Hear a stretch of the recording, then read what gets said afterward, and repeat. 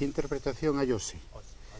Sí, eu creo que Pardo de Cela foi sempre polémico, non?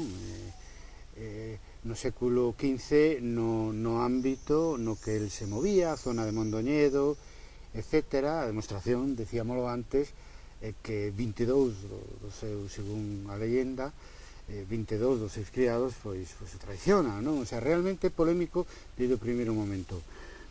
E iso non é malo, porque a historia ten que estar a debate constantemente, e todo personaxe histórico importante, pois naturalmente pois é controvertido, non?